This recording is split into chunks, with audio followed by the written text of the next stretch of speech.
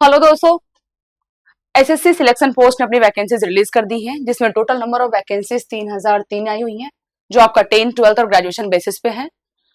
Hello दोस्तों, welcome to officers वे। मैं वंदना दुबे। इस वीडियो में हम बात करने वाले हैं कि एसएससी सिलेक्शन पोस्ट की कौन सी वैकेंसीज आई हुई हैं, क्या इंपॉर्टेंट डेट्स रहने वाला है, लास्ट डेट क्या रहने वाला है और इसमें एलिजिबिलिटी क्राइटेरिया क्या रहने वाला है। तो सबसे पहले हम बात करते हैं सिलेक्शन पोस्ट, यानी एसएससी सिलेक्शन पोस्ट क्या है। एसएससी हर साल अलग अलग एग्जाम कंडक्ट कराता है, जैसे कि सीएचएसएल, सीजीएल, एमटीएस और भी कई सारे। तो कई सारे मिनिस्ट्रीज हैं जिसमें बहुत सारी वैकेंसीज रह जाती हैं, बहुत सारी वैकेंसीज रहती हैं जो जिसके लिए एलिजिबिलिटी क्राइटेरिया अलग अलग चाहिए होता है, रिक्वायरमेंट होती है उनकी। तो उस बेसिस पे ये फॉर्म फिलअप करवाया जाता है, जिसमें आपका 10th लेवल पे भी रहता है, 12th लेवल पे भी रहता है और ग्रेजुएशन लेवल पे भी है। यानी कि अगर आप 10th पास है तो भी आप इस फॉर्म को फिलअप कर सकते हैं, अगर आपने 12th पास किया तो भी आप फिलअप कर सकते हैं, और आप ग्रेजुएट हैं तो आप इन दोनों के भी इसके साथ साथ आप 10+2 यानी 10th का भी फॉर्म फिलअप कर सकते हैं। 10th लेवल पे आपका देखिए एमटीएस यानी मल्टीटास्किंग स्टाफ की पोस्ट रहती है, लेबोरेटरी अटेंडेंट की पोस्ट रहती है, स्टोर कीपर, और 10+2 में आपका junior engineer, junior seed analyst, clerk, और ग्रेजुएशन लेवल पे आपका हेड क्लर्क, साइंटिफिक असिस्टेंट, ये सब सारी वैकेंसीज रहती हैं अलग अलग मिनिस्ट्री के अंदर। तो हम बात करते हैं, देखिए मैंने आपको, जैसे बहुत सारे लोगों के कंफ्यूजन है कि इसमें क्या एलिजिबिलिटी क्राइटेरिया है, क्या इसमें एक्सपीरियंस चाहिए या एक्सपीरियंस के विदाउट एक्सपीरियंस भी है। तो मैंने ये देखा कि मैंने एसएससी की वेबसाइट पे जा करके स्टोर कीपर पोस्ट के लिए अप्लाई किया, जिसमें आपका 10+2 के साथ साथ यहाँ हमें 3 इयर्स का एक्सपीरियंस भी देखने को मिला है, जो आपका इंजीनियरिंग या साइंटिफिक स्टोर हैंडलिंग या फिर स्टोर अकाउंटिंग या रिकॉग्नाइज्ड इंस्टीट्यूशन से 3 साल का एक्सपीरियंस भी चाहिए 10+2 के साथ साथ। तो ये आपका, जैसे कि ये आपका एक्सपीरियंस बेसिस पे भी है, और उसके साथ ही हम देखते हैं विदाउट एक्सपीरियंस भी है। अगर आप जूनियर इंजीनियर के लिए अप्लाई करते हैं, जिस रीजन से आपको अप्लाई करना है, तो उसमें 10+2 चाहिए, प्लस आपका 3 इयर्स का डिप्लोमा चाहिए। यहाँ आपके कोई एक्सपीरियंस का रिक्वायरमेंट नहीं है। तो आप अपनी एलिजिबिलिटी के अकॉर्डिंग ही फॉर्म फिलअप करिए।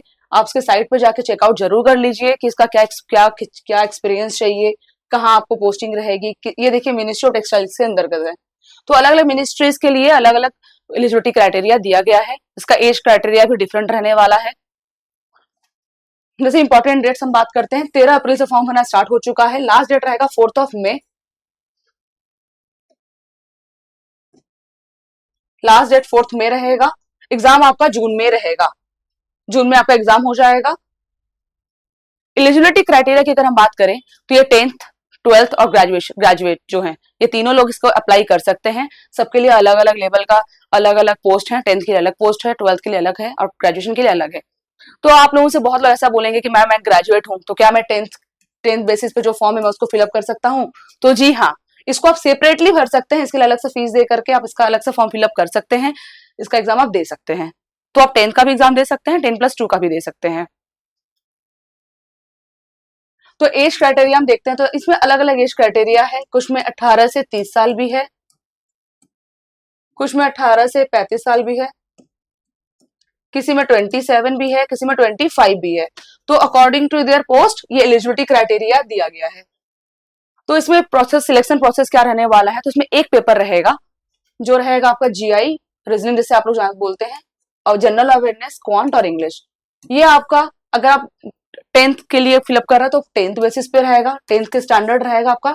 12th बेसिस पे करेंगे तो 12th स्टैंडर्ड से रहेगा, और आप ग्रेजुएशन बेसिस पे कर रहे हो तो उस लेवल का क्वेश्चन आएगा। बट पेपर में यही क्वेश्चन, नंबर ऑफ क्वेश्चन इतने ही रहने वाले हैं। तो टोटल नंबर ऑफ क्वेश्चन कितने हैं? 100। और ये नंबर कितने कैरी कर रहे हैं? पर क्वेश्चन 2 मार्क्स कैरी कर रहा है। इस बार एसएससी ने बहुत बड़ा बदलाव किया हुआ है। वो एक बदलाव ये है कि पहले हम क्या करते थे, हमारे पास 1 घंटे का समय होता था, तो हम उसमें, मेरा क्वांट, अगर मेरे को क्वांट सब्जेक्ट जो उसमें ज्यादा नंबर मुझे टाइम देना है, तो मैं क्वांट के लिए 30 मिनट्स सिलेक्ट करती थी, और 20 मिनट्स में इंग्लिश हो गया, जीआई कर लिया मैंने, और 10 मिनट्स मैंने अपने जनरल अवेयरनेस के लिए रख दिया। बट इस बार एसएससी ने पैटर्न चेंज कर दिया है। इस बार सेक्शन वाइज आपका टाइमिंग आ चुका है। सेक्शन वाइज यानी कि एक सेक्शन के लिए आपको टोटल 15 मिनट का समय दिया जाएगा। 15 मिनट पूरे होते ही आप दूसरे सेक्शन पे ऑटोमेटिक स्विच कर जाएंगे। जैसे बैंक में होते हैं, जैसे बैंक्स के एग्जाम होते हैं कि आपके लिए सेक्शन वाइज टाइमिंग रहता है, तो यहाँ पे भी कट ऑफ सेक्शन वाइज तो नहीं है। टोटल नंबर ऑफ ये दिया गया है। पर क्वेश्चन नेगेटिव मार्क कैरी करेगा 0.5। और इसमें आपका सेक्शन वाइज टाइमिंग आ चुका है, यानी कि आपको क्वांट के लिए भी 15 मिनट ही दिया जा रहा है, इंग्लिश के लिए भी 15 मिनट का ही समय रहेगा। जो नंबर ऑफ क्वेश्चन कैरी करेगा 2 नंबर। तो आपका चाहे वो 10th हो, 12th हो, चाहे ग्रेजुएशन हो, आपके पेपर यही रहने वाला है। सिलेक्शन भी आपका इसी बेसिस पे रहेगा। और इसमें एक चीज है, कुछ कुछ पोस्ट के लिए स्किल टेस्ट भी अप्लाइड है, जिसमें कि अगर किसमें क्या है, CBT plus skill test applicable है, ये सब पे अप्लाइड नहीं है। डीवी, इसमें इंटरव्यू नहीं है। तो आपका सिलेक्शन प्रोसेस बहुत ही सीधा है, इस तरीके से आपका सिलेक्शन प्रोसेस रहने वाला है। तो अगर आपको वीडियोस पसंद आया है, अगर आप चाहते हैं कि मैं इसका डिटेल स्ट्रैटेजी, प्रिपरेशन स्ट्रैटेजी लेकर के आऊं कि जीए में कैसे क्वेश्चंस आते हैं, जीआई में क्या रीजनिंग में क्या रहेगा, इंग्लिश में क्या, क्वांट में कैसे क्वेश्चंस आते हैं, क्या प्रिपरेशन स्ट्रैटेजी रहनी चाहिए, तो आप मुझे कमेंट जरूर करिए, मैं उसके लिए डिटेल वीडियो लेकर के आऊंगी। अगर आपको मेरा वीडियो पसंद आया है और आप चाहते हैं कि ऐसे यूजफुल वीडियोस आपके लिए मैं लेके आती रहूं, तो इसमें कमेंट जरूर करिए और मेरे चैनल को लाइक और सब्सक्राइब कर दीजिए, सो दैट कि आपके लिए ईजी रहे, कोई भी नोटिफिकेशन आपको मिलता रहे।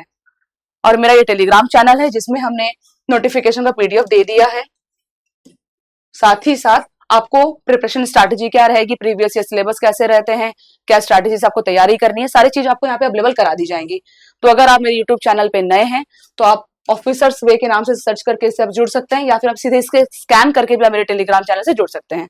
तो आप वीडियो में कमेंट जरूर करिए कि आपको क्या स्ट्रैटेजी, प्रिपरेशन स्ट्रैटेजी चाहिए, आपको क्या सा क्वेश्चन अवेलेबल कराऊं, सो दैट कि अकॉर्डिंग टू योर डिमांड मैं आपके लिए लेकर के आऊंगी। थैंक यू, मिलते हैं अपने नेक्स्ट वीडियो में।